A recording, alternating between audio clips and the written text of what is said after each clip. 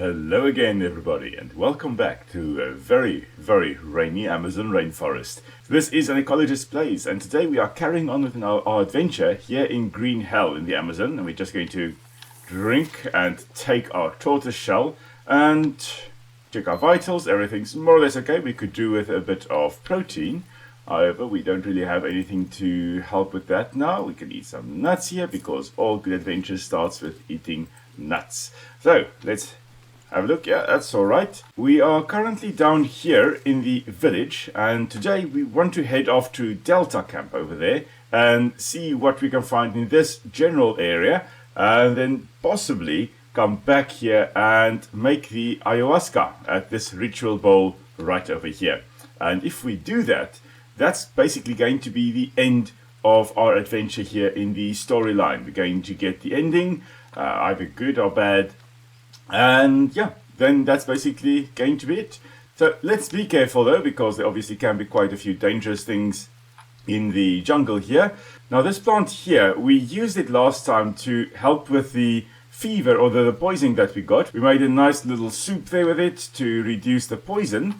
Just want to double check which direction we're going. We actually want to head more west, I think. But that plant there is known as Hosta. And it actually doesn't occur in the Amazon. So it's one of those plants that it's in here and it's useful, but it doesn't actually occur wild in the Amazon or indigenous. It's not indigenous to the Amazon. And that's very similar to Molineria, the main plant we use to make bandages, which also doesn't actually naturally occur in the Amazon rainforest. But it's included because it is a useful plant to have. Let's just quickly check here. We are currently right over here. Okay, if we continue on, we should be able to hit this ledge over here and just walk along to try and find a place to go up or through to Delta Camp. So let's just continue walking southwest. We should get to a nice little spot. We should get to a climbing spot in a bit. In any case, as I was saying, now these plants obviously don't occur in the Amazon rainforest, and it's actually, I find it to some extent quite a pity that they have included that, because you obviously would have other species actually occurring in the Amazon that could also be used for... Oh, and we're back at our camp. Okay, so never mind. We just walked in a circle. We just need to go directly west. Okay. Okay, guys, I could have also included a few other plants that would occur here naturally and could be used to make the medicine and all those types of things. So yeah, it's I find it a little bit sad that they had to resort to exotic plants to do that, but you know, still a great game. Okay, so we're heading west. We're basically here at the little fishing spot. I think this is the spot we were last time. Yeah, so this is the spot where Mia probably camped, and it's also a little fishing dock here for them, for the natives there at the village, or the Yabawaka there at the village. And we're just going to head west, find a rock face somewhere to that side, and then carry along that to go and find a nice little climbing spot. I see our energy is also quite low, so just also looking out for blue mushrooms to eat. Nothing on this Brazil nut tree here, so we'll just carry on a bit. If push comes to shove, we'll just quickly make a bed and rest as well. Okay, so let's just walk along the rock face here and see if we find a spot to climb up. So we're just going to keep our eyes peeled to the top there, but also down here, because obviously all the dangerous little buggers are down here with us. We found a climbing place right over here. However, it's not marked on our map, which is very weird. Let's see if we can get up here.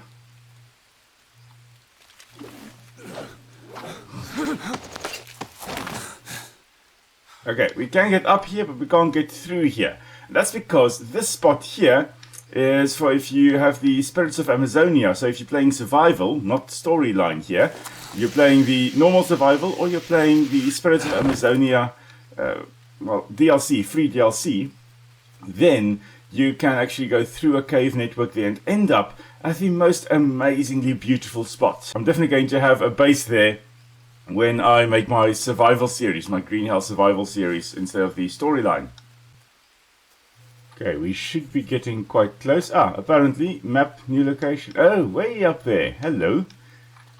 Right, I guess let's climb up. We're going on an adventure.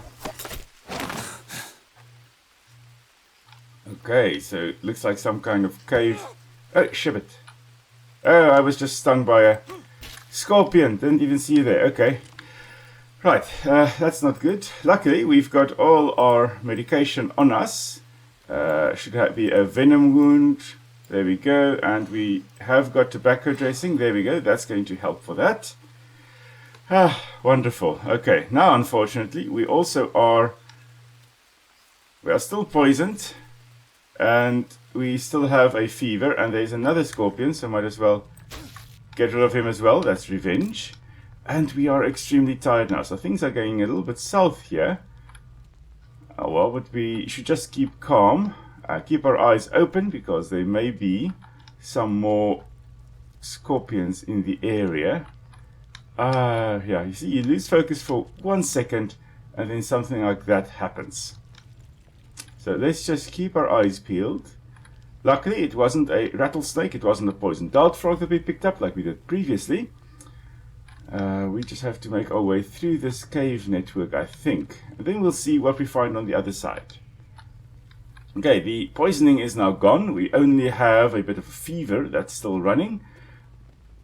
And apart from that, we are just extremely tired, which means we're probably going to pass out in a moment. And if we do, it does mean that we have the potential for a worm to end up basically going under our skin. So yeah, we're probably going to have that happen in a moment. So I'm just going to actually pop down, sleep a bit, and I'll be back in a moment. Okay, so our fever is basically gone. We've got a bit more energy back.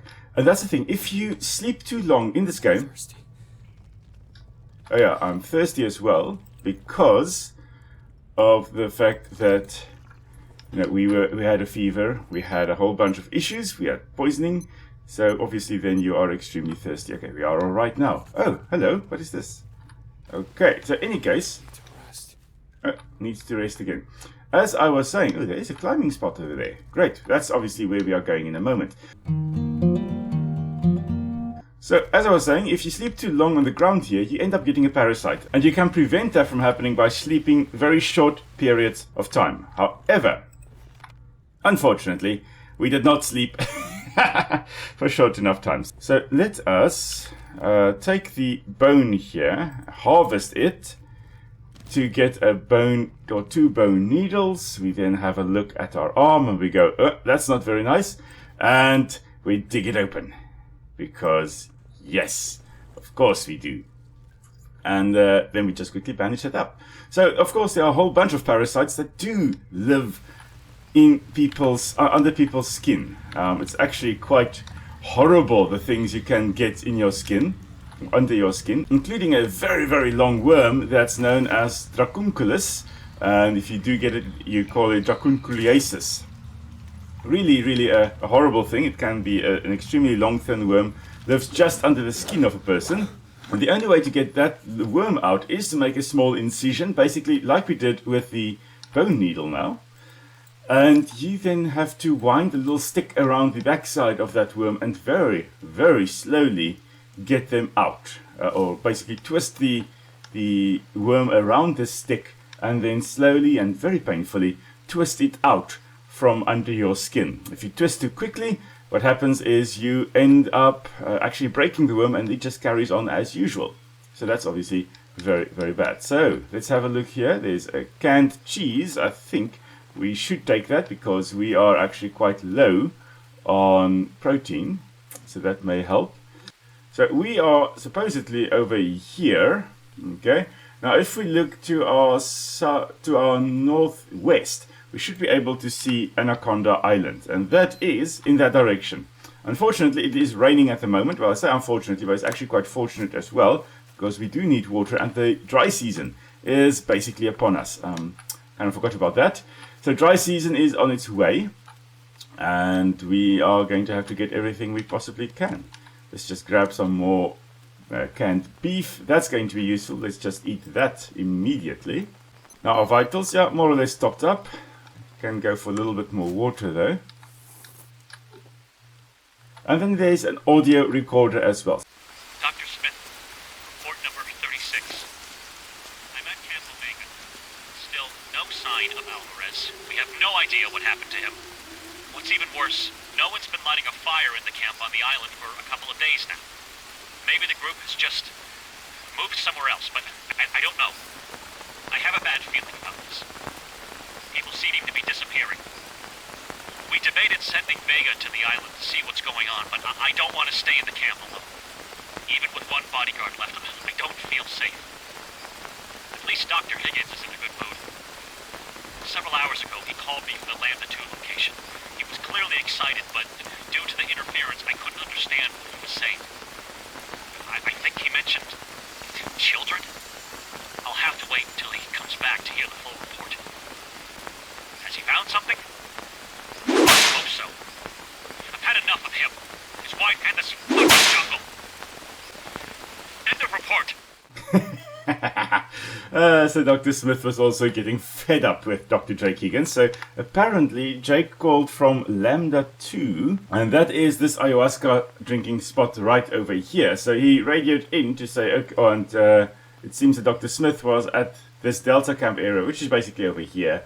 And so he was up here, and Jake Higgins radioed in to say he's found something with for the children. I think that is when the cartel also listened in. The guys at the illegal gold mine also listened in, and then realized that there's something it's in the blood, and they started doing blood transfusions as a result of that. So thanks to Dr. Jake Higgins, blood transfusions were doing on all kinds of victims and whatnot. Okay, so unfortunately, the rain hasn't ended. We can't see Anaconda Island, but it should be right over there somewhere. And the report said that there hasn't been a fire on the island in a very long time, which means that the people that were on the Anaconda Island, so they were being monitored here by whoever was up on the cliff here. At this point, it was Dr. Smith. By the time of the recording, it was Dr. Smith. However, he said that there hasn't been a fire there in quite a few days, which means that obviously they were, gone by that time. We need to go find something in this area. I'm not 100% sure where it is. My suspicion it is through here somewhere, whatever we are looking for. You'll see in a moment. Oh, hello, there's something else here. Another spot, another camp. Okay. Aha, this is what we're looking for. What have we got? What have we got? There's an audio recorder. We'll play that in a moment. Look at these little guys. Hello. Let's just take them. Okay, so these mushrooms here were used as part of the gift that was given to Mia and Jake Higgins by the Yabawaka tribe. And this mushroom here is responsible for the virus outbreak. Now, I'm not 100% sure how a mushroom can lead to a virus outbreak, but maybe there is actually a virus living on this mushroom, and I guess that's how they got it, how people started getting sick from it, or how the virus started spreading. In any case, I mean, if we can get diseases from animals, we can get diseases from mushrooms, I guess, as well. Just trying to find a spot to make a bed. Come on, I just want to sleep. Okay, so we've got a nice little spot to sleep here now. So let's just quickly do that and not get another worm on us. And I'll be back in a moment.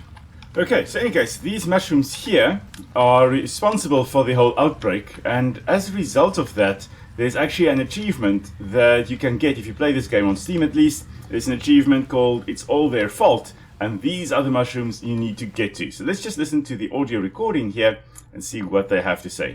Dr. Smith, report number 16. I'm at Camp Delta. As per your request, I'll be recording my reports from now on. After running the first tests, I thought that I needed more samples of our special mushroom. Considering that it's only found in unusual and very specific areas and the unique conditions it requires, I was concerned that we'd quickly use up what we have. However, I've observed that the pieces I had cut off earlier have mostly regenerated. The fungus is exceptionally durable, so for now, we're not at risk of running out of samples. There is something ominous about it. I know I'm being dramatic, but it's hard not to succumb to dark thoughts when you know how many tragedies this innocent mushroom has caused. It's just a small greenish tongue protruding from unknown to a single tribe. I'm sorry, I got lost in thought. To summarize, I am planning to spend 2 more days in Camp Delta. I want to move a substantial collection of samples to Camp Omega.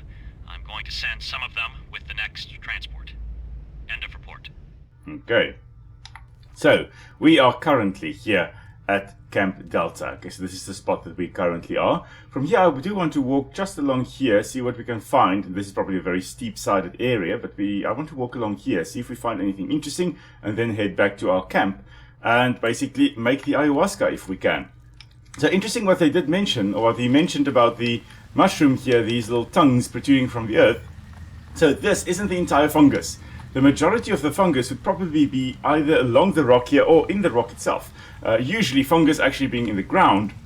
What you see as the mushroom is just the fruiting body of the fungus.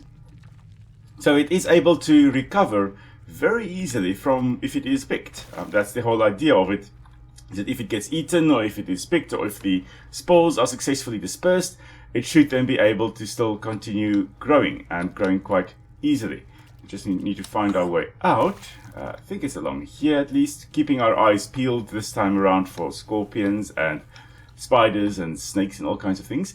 Okay, so with all mushroom-bearing fungi, the mushroom that you see are just the fruiting bodies. It's like picking an apple off a tree. It doesn't harm the fungus at all if you actually go and pick it. And in many cases, you do need to pick the mushroom to get proper photos of it for identification purposes, because fungi are extremely tricky, and you need to see all parts of the fungus very nicely, including in some cases the spot where it goes into the earth or into the ground. You need to also see that clearly in order to actually identify it.